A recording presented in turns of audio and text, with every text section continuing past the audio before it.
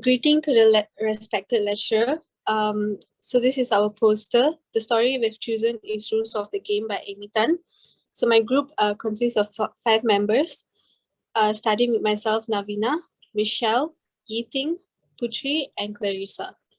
So starting off, I'm going to jump into the summary of the story. So the story is about Beverly Jong, a young girl growing up in San Francisco's Chinatown. Beverly becomes an unexpected chess champion, and her mother's possessive pride in her accomplishments cause a rift between them. The story contains many vivid details of the life in San Francisco's Chinatown, where it is set. So moving on, I'm going to talk about the theme of the story. So there are several themes that are found in this story. The first one being cultural clash. Beverly is an American-born girl with a Chinese-born mother. As such, she feels the force of both cultural influences. The earliest lesson she relates to is the art of the invisible strength.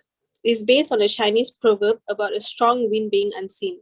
Her mother instructs her to hold her tongue. This is the difference from the American way of asserting yourself that Beverly will be exposed elsewhere. So the second theme that is found in this story is independence and restriction. The topic of independence is central to Beverly's life. As a kid, she loves the freedom to play on the streets. However, she has to give that all up for her chess career. Her brilliance becomes a barrier to her freedom. Her mother keeps a constant oversight over all her actions, and this further suffocates her. This becomes to a head when Beverly ends up running away from her mother at the supermarket. So the third theme found in the story is home. Home is usually a place where people go to find refuge from all the anxieties of life. However, for Beverly, home is the main cause of all her anxieties. Her family, and especially her strict mother, become a cause of worry and tension rather than a source of trust and support. As she succeeds in chess, she becomes more alienated from her mother and family. The rift destroys her young life, and she becomes more manipulative and distrusting. In the end, she starts to view her family members, especially her mother, as an adversary rather than her beloved. The last theme that was found in this story is mental games. Since chess is a vital part of the story, many of its characters are shown to be manipulative and controlling. Linda is a controlling mother who tries to manipulate her kids in order to get good values in them. Even though her intentions are pure, she uses mind games and manipulation to obtain her goals. That's it for my part. Thank you, Navenaa. So I will be going next. I'll be talking about the imagery found in Rules of the Game. So imagery is basically a visually descriptive or figurative language, especially found in literary work. And I will be talking about some of the imagery that I found in the story during my as I was doing the analysis. So the first one, at the very beginning of the story, we already see Beverly's mother quoting "strongest wind cannot be seen." She is talking about how a strong wind is, well, it's invisible because it's wind, and it represents invisible strength, the invisible strength that she wants her daughter Waverly to hone and use for her benefit. Second would be the mention of golden teeth. Waverly mentions golden teeth to describe the yellowing teeth of the old people that she observes feeding the birds. And okay, another one is unseen sword. So it comes from the line, "Lest someone with an unseen sword slit your throat." It refers to the attacks in a chess game, because chess is a game that requires intellect. It's something that the tactics are all being calculated within that person's head. So it's describing sort of an invisible weapon. Every move that you make against your opponent is seen as an attack. Obviously, there is no actual aggression. Again, emphasizing on how it is like an unseen weapon, hence the use of unseen sword to slit somebody's throat. Next is when Waverly's mother, when Waverly's mother puts down her son's remarks about how only Waverly is allowed to play chess when they wanted to play chess as well. To quote, she says, "Mei play, squeeze all her brains out with chess. You play, worth squeeze towel." So she's quite literally saying that when Waverly or Mei plays the game, she puts her all. She puts a lot of intellect into playing, which makes her an excellent player. So she is squeezing her brains out, in a sense. But when it comes to her sons playing chess, whom she's not as faithful in as she is with Waverly, she says that their playing style would be worth squeezing a towel. So it's just comparing squeezing a brain to squeezing a towel. There's not much in the towel, it's just water. So basically, she's saying that their play is useless. Next up is when Waverly describes her mother's eyes during their little conflict.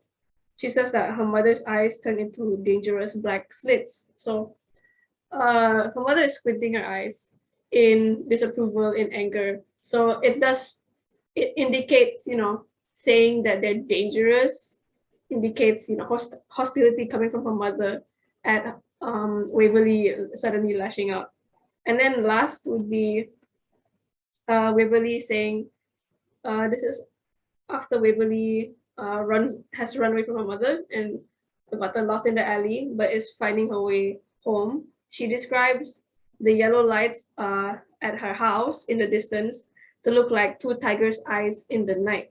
So to quote, the dialogue is like, "I could see the yellow lights shining from our flat like two tigers' eyes in the night." So it's just describing the way her house looked in the distance in a dark place. So they're just like shining right there. And that is all for my part. I will pass it to the next presenter. Thank you very much, Michelle. I will be presenting on my part. For my part of the presentation, I will be presenting on symbolism.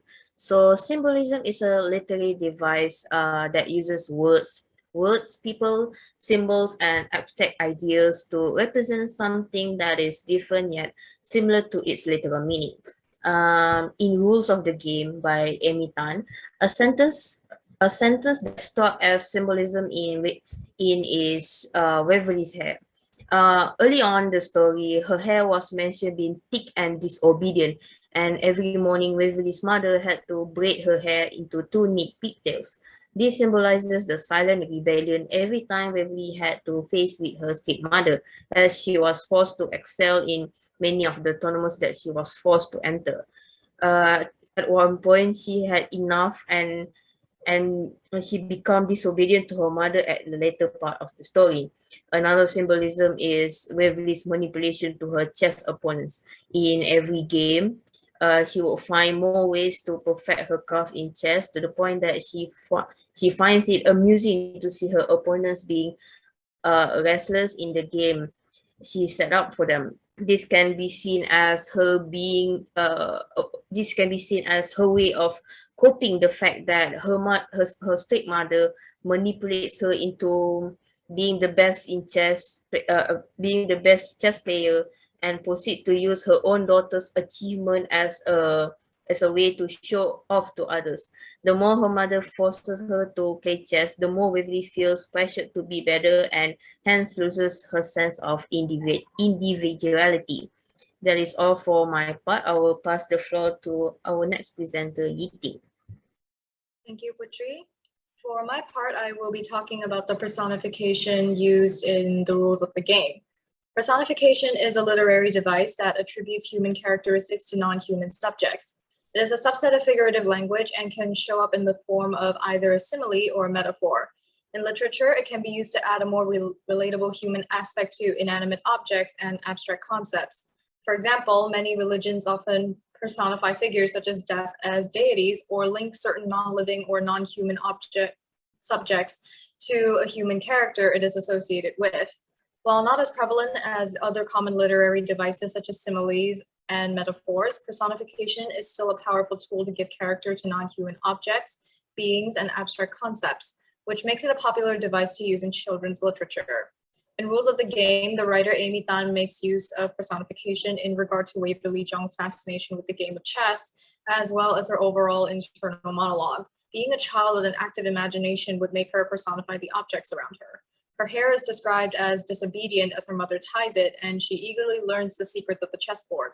The best opponent's sweaty forehead seems to weep as she corners him during their match.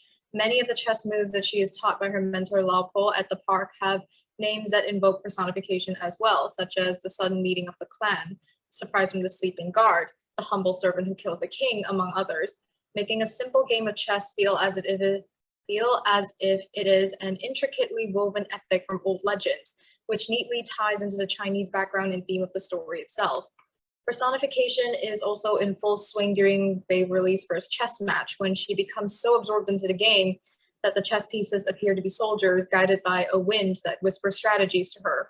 Not only is personification used to narrate Waverly's thoughts and point of view of the world around her, it also becomes a tool that shapes the atmosphere of the scene she is in.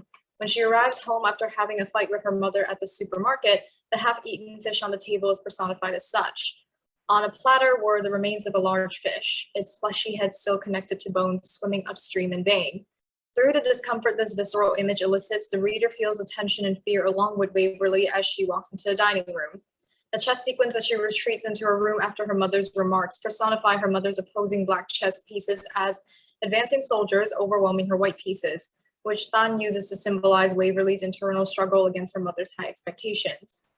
That will be all for me. I will pass the floor to our next presenter. Thank you, Yi Ting. I'm going to present about simile. There are two similes that can be found in the short story. Firstly, the chessman's power on old list magic herbs that cure ancestral curses in page 633 were compared by Waverly Zhang. Since the chess intricacies can disentangle by fewer people, the chess convolution empathizes in the magic herbs metaphor.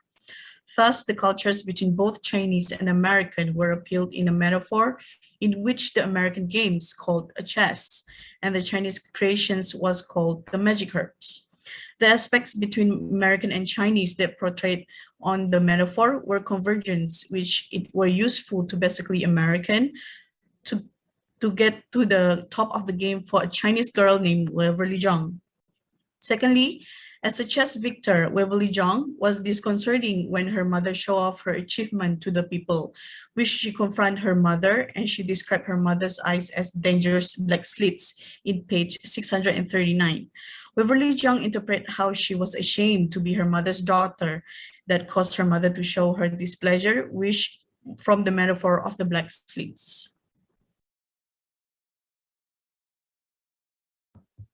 And that will be all from our group on Rules of the Game. Thank you for listening.